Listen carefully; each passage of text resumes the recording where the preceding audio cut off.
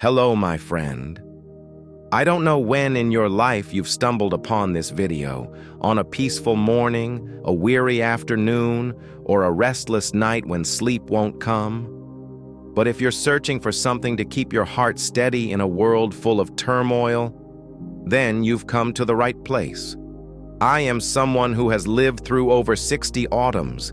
I've seen success and failure, love and loss, dreams born and quietly fade away. And through it all, one thing has stayed with me like a loyal companion: Stoicism. No, Stoicism isn't about being cold or enduring pain with rigid silence. Stoicism is the art of living with clarity, knowing what's in our control and learning to let go of what isn't. It's like learning to stand still in the middle of a storm, not because you're made of stone, but because you've found where your peace truly comes from. In this video, I'll share with you the 10 most profound lessons of Stoic philosophy, not through theory, but through real stories and honest reflections spoken from the heart of someone who has lived, stumbled, and is still learning how to live simply each day. I'm not here to teach you anything. I just want to sit with you, like two old friends on a porch pouring each other a cup of tea, whispering quietly about life. And if even one of these lessons reaches you, soothes a worry, eases a wound, or quiets a lingering question, then this video has fulfilled its purpose. Are you ready? Let's begin. With Lesson 1, focus only on what you can control. If these reflections speak to you and bring you a sense of calm amidst the chaos of life, then please leave a like and subscribe to the channel. It's not just a way to support me, it's how we keep the flame of awareness and inner strength alive together. Lesson 1. Choose to focus on what you can control. My dear friend, I want you to picture this. You're caught in morning rain, traffic is a mess, your phone won't stop ringing, and everything in your day seems to be going against you. Have you ever felt helpless in the face of things going wrong, no matter how hard you tried? I have too. And then one day, I read a line by Epictetus, the wise Stoic philosopher. He wrote, "There are things that are up to us and things that are not. Peace begins when we learn the difference." That line, simple as it was, changed the way I lived from the age of 40 onward. You know, I have a dear friend. He used to be a heart surgeon, a brilliant one. But he was always exhausted because he wanted every operation to be perfect, every patient to survive. And then, after a major turning point, he sat down and told me, "I realized I can only control my hands and my heart. The outcome, that's up to something greater." From that day, he lived lighter, but became even better at what he did, because he stopped straining to control the uncontrollable. He simply focused on what he could do, with clarity and sincerity. The Stoics call this the dichotomy of control, the ability to distinguish between what we can and cannot govern. And once you master this, you no longer get dragged around by anxiety, disappointment, or anger born from the outside world. You can't control the weather, but you can carry an umbrella. You can't stop others from speaking ill of you, but you can choose to stay silent or smile. You can't dictate the rhythm of the world, but you can choose your own pace, slow, steady, grounded. Remember this, you are the archer. You can draw the bow, aim with care, breathe steady, and release the arrow with your whole heart. But once the arrow leaves your hand, the wind decides where it will go. And peace, that comes when you know you've done your part. The rest, leave it to life. Lesson 2. Accept reality, the weapon of the serene. Have you ever sat alone in the dark asking yourself, why is this happening to me? There are moments when life throws us into a whirlwind, illness, loss, betrayal, or just a dream that never came true. And we struggle, we resist, we hurt. But you know, Marcus Aurelius, the great Roman emperor and Stoic thinker, once wrote, "Do not resist life, for life does not resist you. It simply moves in its own way." I remember a woman I once counseled, 63 years old. She had just lost her husband of 40 years. She didn't cry out loud, but in her eyes there was a storm. She kept saying, "He wasn't supposed to go yet. We had plans to travel when we retired." I held her hand and asked, "If he could hear you now, what do you think he'd want? For you to keep living in resentment and sorrow, or to live the rest of your life? For both of you." We sat in silence for a long while. Then she gently nodded. Acceptance is not surrender. Acceptance is nodding to the truth, so you can move forward. Fighting reality only deepens the wound. But when we let go, we begin to see the road ahead. Marcus Aurelius also said, "Like a river that never stops flowing, life never stops changing." We cannot halt it, but we can learn to swim with the current, without panic, without blame. I'm not saying that acceptance is easy, but it is necessary, like a door that opens to peace. Are you resisting something in your life right now? A past event? A person who's gone? An outcome that didn't turn out your way?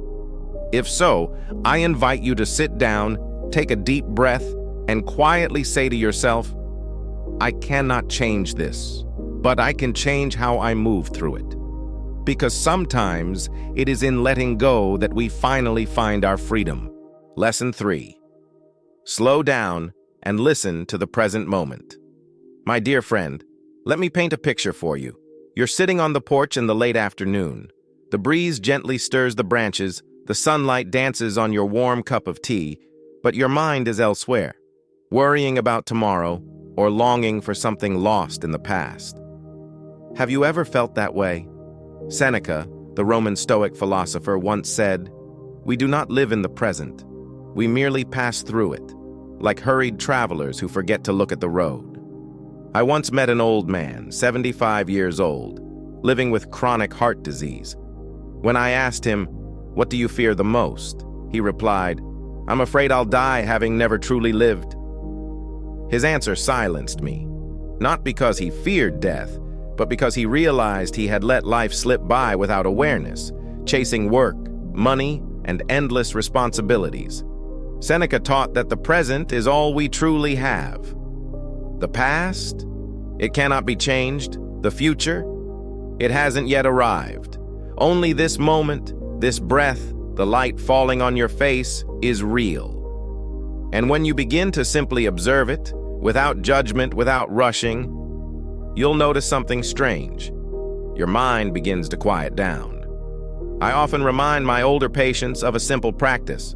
When walking, really walk. Feel your feet touching the earth. When drinking tea, really drink. Inhale the aroma, taste the flavor. When talking with a loved one, really listen, as if there may be no second chance. You don't have to search for peace in some faraway place. Peace is right here, in your breath, in your gaze, in the blink of the present moment. The Stoics called it mindfulness, not something lofty or mystical, but simply being fully here. Present to live, not just to exist. Present to love, not just to pass each other like shadows. And you know, I believe that the older we get, the greatest gift isn't wealth, but the ability to slow down and see. Life is still, and always has been, beautiful. Lesson 4. Hardship is not the enemy, it's the teacher. My friend, I know, by the time we reach this age, we've all weathered storms. It might be a fall in our career, the passing of a loved one, or simply the quiet loneliness that grows thicker in an empty house. Have you ever felt like you were about to break? I have. And I've seen others who seemed like they couldn't go on, and yet they rose again. Not because they were stronger, but because they learned resilience. Epictetus, a philosopher born into slavery, once said, "It's not what happens to you that defines you, but how you respond to it." I remember a man in his 50s who came to me after suddenly losing his job. He was panicked, ashamed, and full of anger. But instead of telling him how to quickly find another job, I asked, "What part of you can never be taken away, even if your job is gone?" He was silent. Then slowly he said, "I think it's my persistence and my ability to work hard." I nodded and said, "Then start from there." You see, Stoicism teaches us that hardship does not come to destroy, it comes to forge. Just as steel needs fire to become a sword, the human soul needs trials to grow strong. And sometimes, what we thought was tragedy turns out to be the beginning of a deeper awakening. A loss may open you to profound understanding. A failure may teach you humility and clarity. A stumble may help you walk with steadier steps from that moment on. Epictetus once likened himself to a tree in a storm. The harder the wind blew, the deeper his roots grew. And I believe we too, who've crossed the halfway mark of life, can become such trees. You don't need to pretend to be strong. Just be steady and keep walking. Every time you don't give up, even if it's just one small step, you forge another layer of steel within your soul. And one day, you'll look back and realize it was the hardship that shaped you into something more beautiful than ever before. Lesson 5. What happens is one thing. How we respond is another. My dear friend, let me ask you a question, one that has followed me through many years of working with people who've lived full lives. How do you react when someone insults you? Do you get angry, argue back, stay silent, or carry that wound with you for the rest of the week? Epictetus, that wise old Stoic, once said something I never forgot. It is not what happens to you that causes suffering. It is how you interpret it. Let me tell you a true story. I once went for a checkup at a busy clinic. A middle-aged man, probably around my age, was irritated from the long wait and snapped at a young nurse. "You think I've got all day to sit here?" The nurse, probably used to this kind of thing, calmly replied, "I understand you're frustrated, sir, but I'm doing my best to move things along." The man went quiet, then softly apologized. I watched the whole exchange and realized the nurse had chosen to stay calm instead of lashing back, and because of that, the situation diffused itself. You see, life is never short on conflict, misunderstandings, disappointments. They come like winter storms, uninvited, unannounced. But we always hold a great power, the power to choose our response. The Stoics called it inner autonomy, a quiet but mighty weapon. You can choose to get angry or choose to stay silent. You can choose to blame or choose to learn something from it. You can choose to see others as enemies or see them as fellow travelers struggling through their own storms. When I was young, I thought quick reactions were a sign of intelligence, but over time I learned delayed reactions are a sign of wisdom, because when you pause, even for a few seconds, you reclaim authority over your own mind. And in that moment, you're no longer a victim of emotion, but the driver of your own ship. Epictetus said it well. Between stimulus and response, there is a space. In that space, you have a choice, and in that choice lies your freedom. I want you to remember this deeply. Life won't always be gentle with you, but you can always be gentle with yourself. Lesson 6. The less you want, the more peace you find. My friend, I once asked a 70-year-old man, "Sir, what has tired you out the most in life?" He sat quietly for a while, then replied, "Not old age, not illness, but the feeling of never having enough." That answer stopped me in my tracks. Because you see, we live in an age that constantly invites us to want more. A bigger house, a better car, more accomplished children, a fatter bank account. Seneca, the famed Stoic philosopher, once warned, "It is not poverty that makes us suffer, but the endless craving for more." I had a former patient, a successful businessman, wealthy beyond measure, yet always anxious. Not because he lacked money, but because he feared losing it. He told me, "I can't sleep soundly. I'm afraid the market will crash. Employees will quit. Partners will betray me. I have everything, but I don't have peace." So I asked him, "When was the last time you felt content?" He couldn't remember. And I knew that's when he needed to start again, from within. The Stoics teach that happiness doesn't come from having more. It comes from needing less. It's not about rejecting material things, but about refusing to be ruled by them. You don't need 10 pairs of shoes if your feet only require one solid pair. You don't need a mansion if your soul longs only for a quiet nook to read and sip tea. You don't need the applause of the world if your heart is already at peace with itself. I'm not saying you must give everything up. I'm simply asking you to reflect. How much do I truly need to live a kind and peaceful life? That question alone could change how you live the rest of your years. Seneca said, "The happiest person is not the one who has the most, but the one who is satisfied with the least." And you know, I believe he was right. Because it was only when I let go of the things I once thought I couldn't live without that I finally began to feel lighter, more at ease, and closer to true freedom. Lesson 7. Virtue, the root of a peaceful life. My friend, if there is one single truth that Stoicism urges us to remember, it's not about enduring pain better or toughing it out through hardship. It is this: live with virtue. Epictetus, Seneca, Marcus Aurelius, the three great minds of this school, all stood firm on one shared principle. A good life isn't defined by what you achieve, but by who you are becoming. I once asked an elderly woman in her 80s, living alone with no great wealth or reputation, "Have you ever felt like you weren't successful in life?" She smiled gently. "No, because I know I've lived kindly. I've never harmed anyone. I raised my children with love. I kept my word, even when no one was watching, and I forgave the ones who hurt me." My dear friend, that is virtue. Stoicism doesn't preach about rules. It speaks of character, wisdom to know what truly matters, courage to live by it, justice to treat others fairly even when no one demands it, temperance to know when enough is enough.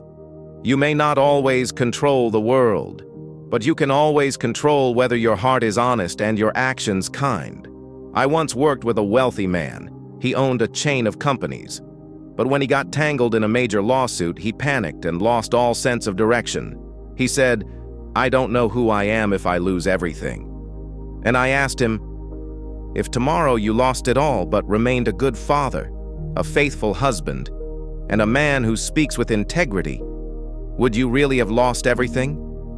He fell silent. And then he cried. You see, virtue is the one asset no one can take from you. It isn't shaken by the markets, politics, or age, and it is that, not wealth or accolades, that forms the foundation of peace. Marcus Aurelius once wrote, "There is nothing more precious than a soul that has mastered itself." And I believe, especially at this age, the thing that helps us sleep at night isn't what's in the bank. It's what's in our conscience. That we have not lied, not acted in cruelty, not forgotten to be kind, and in that, no matter how rough life becomes, we remain grounded, like an old tree whose leaves may rustle in the wind, but whose roots never move. Lesson 8. Nothing lasts forever, and that is the gift. Dear friend, there's a truth that the young often forget, but the elderly know deep in their bones. Everything passes. Those golden years in your 20s, they pass. The name once celebrated fades. The house that once brimmed with warmth now holds only 2 empty chairs and the ticking of a clock through the midnight quiet. Marcus Aurelius, the Stoic emperor, once wrote in his Meditations, "Look at everything as though it's slipping away from you, because in truth it is. But don't let that sadden you, because it is impermanence itself that makes every moment in life so precious." I once sat beside a man in the final stages of cancer. He told me, "I don't regret the years I didn't accomplish big things. I only regret all those dinners I wasn't truly present with my wife and kids." Do you ever feel the same? That sometimes we live as though we'll have forever, forgetting to be grateful for each morning we wake, each breath we take, each loved one's smile, each ray of light that kisses our skin? Stoicism doesn't teach us to fear death. Quite the opposite. It teaches us to remember it, not with dread, but with clarity, so we may live more deeply.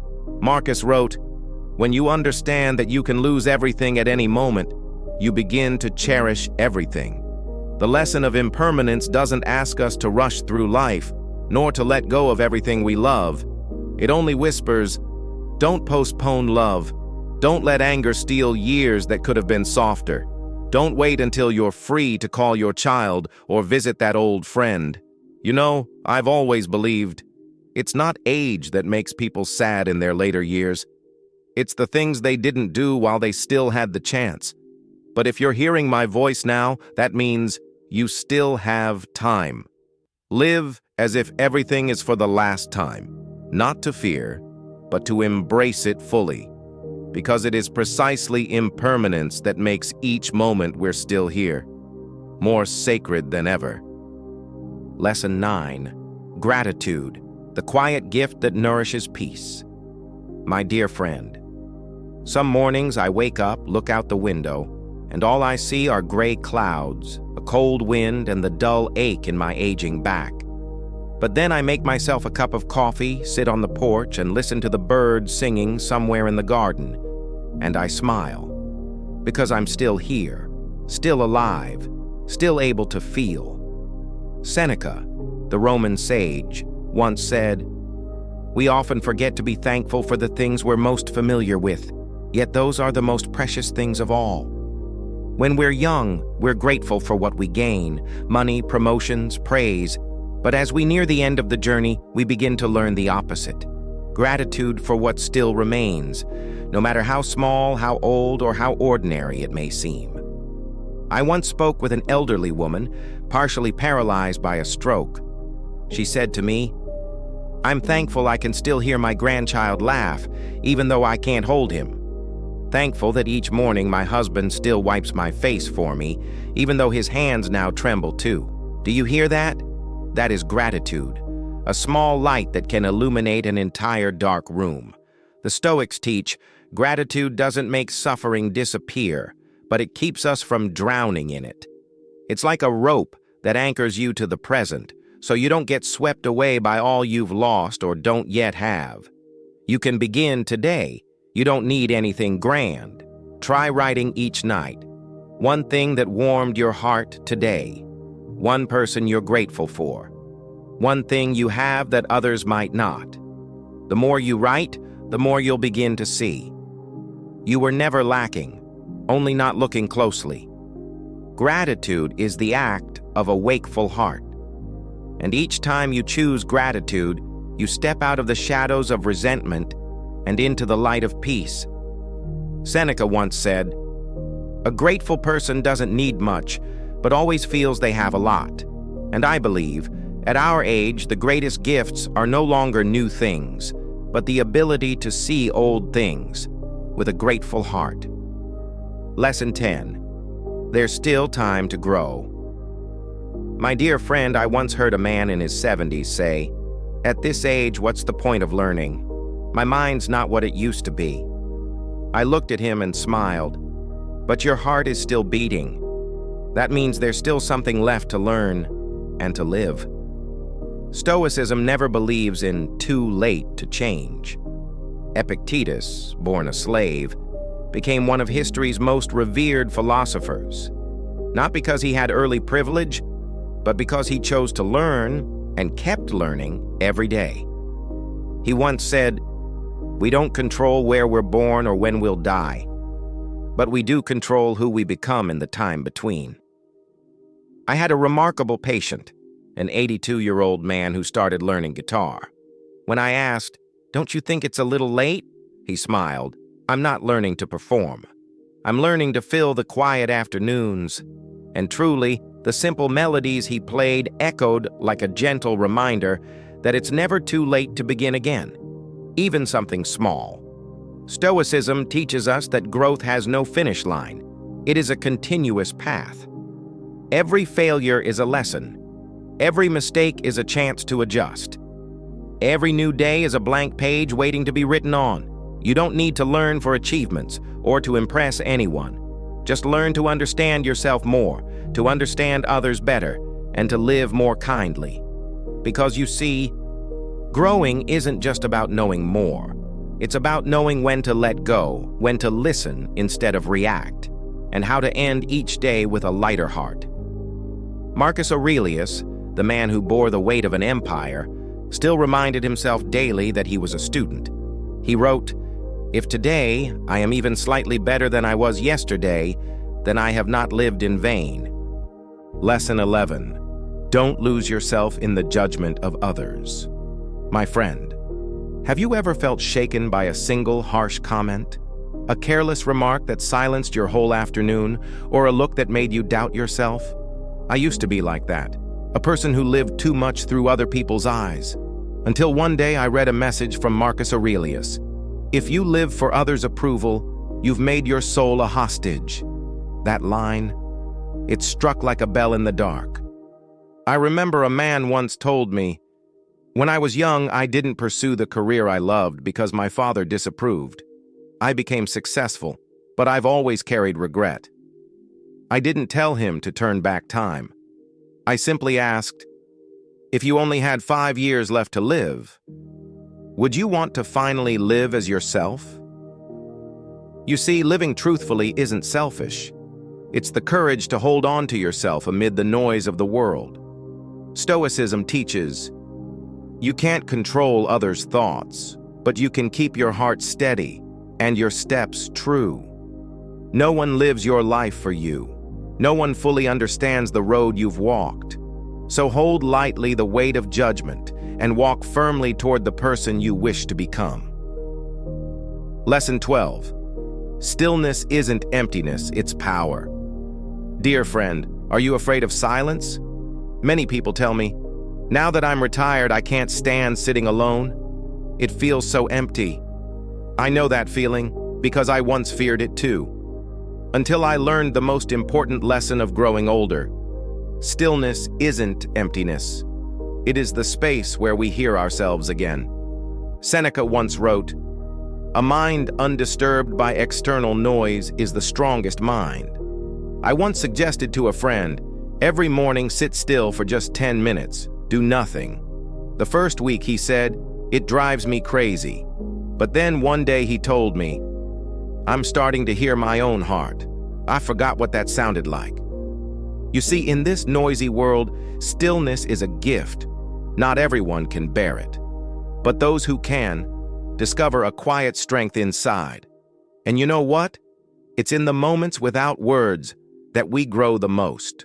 Lesson 13. Not every goodbye is a loss. My friend, let me tell you about a man in his mid-60s who went through a divorce after 35 years of marriage. He said to me, "I feel like a failure. I've lost everything." I looked at him and said, "No, you haven't lost. You've simply crossed a new threshold in life."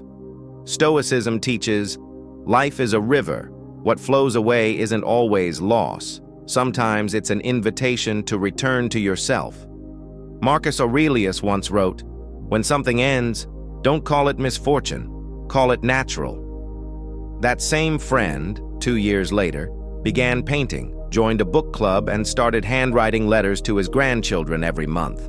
He told me, "I feel lighter now, and for the first time, I know who I am, outside of being someone's husband."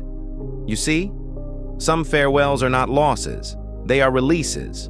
Not everyone who leaves is a tragedy, and not every change is something to fear. When you learn to greet endings with peace, you'll realize life isn't taking anything from you. It's teaching you to let go, so you can grow. And that, my friend, is what I want to leave you with today. Whether you are 50, 60, or 80, if each morning you can ask yourself, how can I live today with a little more depth? Then you are still very much alive. Lesson 14. Forgiveness, not because they deserve peace, but because you do. My dear friend, there are wounds that don't bleed, but stay open for decades. A sharp word from someone you loved, a quiet betrayal, or simply the ache of being left behind without an apology. I once met a man in his 70s who hadn't spoken to his brother in decades, since a bitter inheritance dispute after their parents passed. When I asked, "If tomorrow was your last day, would you feel at peace?" He paused for a long time, then said, "No. There's something stuck in my chest that's never gone away." You see, forgiveness doesn't mean forgetting, nor does it mean approving of what was wrong. It means putting down the weight you've carried for too long so you can be free. Epictetus once said, "The one who insulted you didn't hurt you. It's the feeling you hold on to that eats away at you." I've resented before, held in unspoken words, unhealed cuts. But eventually I realized I cannot rewrite the past, but I can stop letting it poison my present. Forgiveness isn't a gift to someone else. It is a gift you give to yourself. And sometimes forgiveness doesn't need a conversation or apology. Just sit quietly and whisper, "That's behind me now. I choose not to carry it anymore." Because you deserve to live the rest of your life with a light heart, peaceful sleep, and a mind no longer burdened by anger. Dear friend, so here we are, at the end of our journey through 14 Stoic lessons, from managing emotions, accepting life as it is, to gratitude, and the lifelong journey of growth. I don't expect you to remember every lesson. I only hope that one day, when life feels hard, when you feel lost, or even when you're just sitting quietly alone, these lessons will return like an old friend, gently tapping you on the shoulder to say, "Breathe. You already know how to live." And if you'd like me to keep sharing more Stoic stories, gentle, heartfelt, and true to life, leave me a message. I'll always be ready to sit down with you again and keep learning together.